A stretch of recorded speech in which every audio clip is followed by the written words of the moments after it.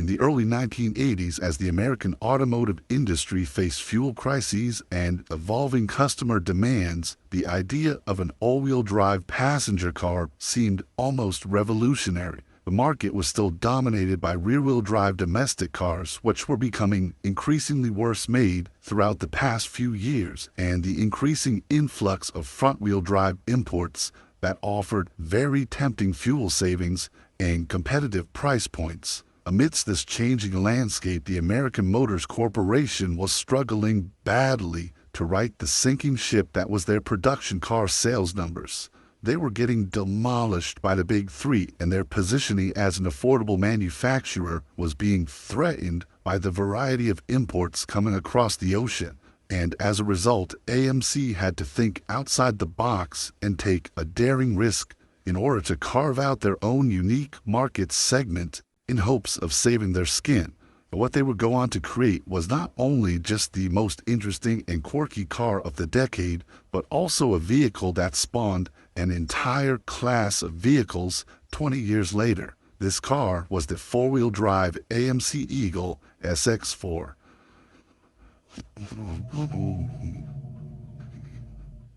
Now, for those of you that are unfamiliar with the AMC Eagle SX4, it's essential to understand that it's pretty much a groundbreaking vehicle in the world of the automobile. Introduced in 1981, the Eagle SX4 was really the pioneer in the crossover segment, blending the somewhat sleek design of the AMC Spirit economy car with advanced four-wheel drive technology and slightly elevated ground clearance. This innovative combination created a vehicle that could confidently go city streets, even very rough terrain.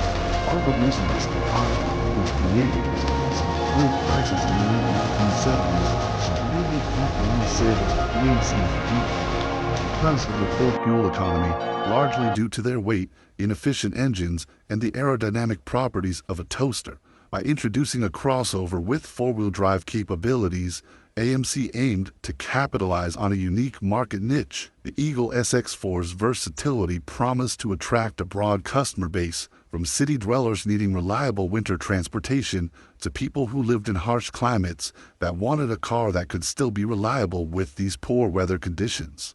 And AMC, albeit strapped for cash, did have two aces up their sleeve at the time, one being their ownership of Jeep, which gave them access to some of the brightest four-wheel drive engineers and production systems.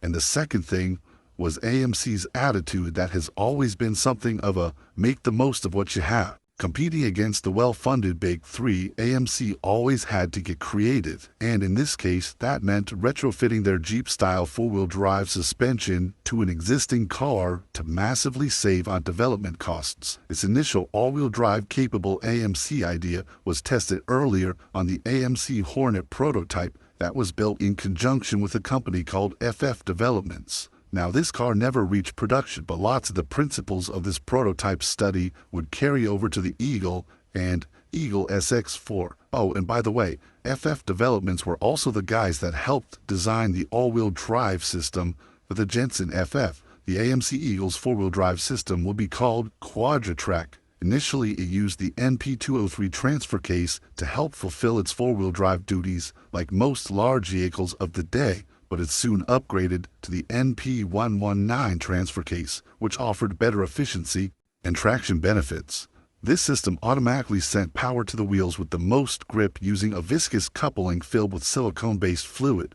This coupling managed the difference between wheel speeds, providing anti-skid benefits and maintaining performance across a wide temperature range. Initially, the AMC Eagle would take this new four-wheel drive system and bolt it under the AMC Concorde sedan and wagon, albeit with around a 3-inch lift to be able to fit everything and give the vehicle actual capabilities to handle somewhat rough terrain. It should be noted that the Eagle was not a rock crawler or a designated off-roader by any means, but compared to a normal rear-wheel drive sedan with a low ride height and poor approach angles, the Eagle could do wonders off the pavement. The AMC Eagle first launched in 1980 with 3 variations: the coupe, wagon, and sedan, which were all based on the AMC Concorde body, which was their mid-sized vehicle at the time. Sales out the gate for the Eagle were strong for this first model year, but the best and coolest version of the Eagle was yet to come. For 1981, AMC got even bolder, and that was when they released the Eagle SX4 and Eagle Camback. Instead of these being based on the mid-size Concorde, these models were based on the compact AMC Spirit economy car, which meant that these were the smallest and lightest versions to receive the four-wheel drive setup, and honestly, they are pretty outlandish. The SX4 really looks a little bit like a lifted sports car, which is something that's just so uncommon in general. It must have been really crazy to look at back in the day. The Eagle Camback shared essentially the same rear end design as the venerable AMC Gremlin, with some minor changes made to it. But that sloped back is unmistakable. Of all the Eagle vehicles, I personally do feel the SX4 was really the one to have. It had the best styling thanks to its shorter wheelbase, which helped accentuate the size of the fender flares and made the lift on it look even more extreme than the other models. The SX4 could even come with its own little rear spoiler, which looked cool for aesthetics, but probably provided next to no benefits performance-wise. Speaking of performance, the Eagle SX4 specifically was available with the General Motors Iron Duke 4-cylinder, which was regarded as possibly one of the lamest engines of all time. In the Eagle, this 151 cubic inch 4-cylinder made an abysmal 82 horsepower and was backed up by a 4-speed manual standard. Thankfully, though, you could option to get the AMC 258 cubic inch inline 6, which made 110 horsepower and 210 foot-pounds of torque, which absolutely would have been the engine to choose from with the SX4, given its somewhat sporty appearance. See, that's all I'm going to for you. Yeah.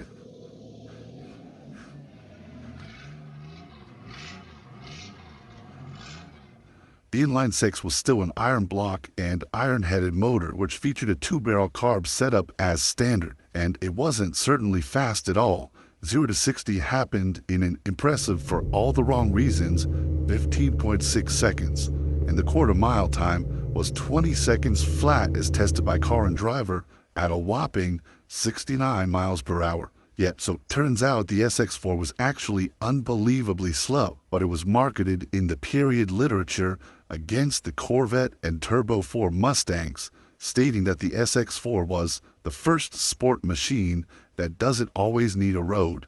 Now, this is a pretty cool marketing slogan, but a sport machine may have been a bit of a stretch given the on-paper numbers. But with 22 miles per gallon standard, some off-road capabilities, and the ability to seat 4 people, journalists surprisingly didn't hate the Eagle SX4 either. If you lived in an area up north like Wisconsin, for example, and you didn't want a truck, then the Eagle would have really been your only option in terms of a vehicle that could reliably get you through whatever weather conditions were thrown at you and still have the maneuverability of a car. Because again, lots of people did not want to wield around the mass of a truck at the time, especially because lots of trucks back then weren't very well equipped, which made the Eagle SX4 and the Eagle line really in a class of its own, which was good and bad because this class itself wouldn't really get mainstream until 30-something years later. But now it's one of the most popular classes of new vehicles sold in America, all stemming from the quirky little AMC Eagle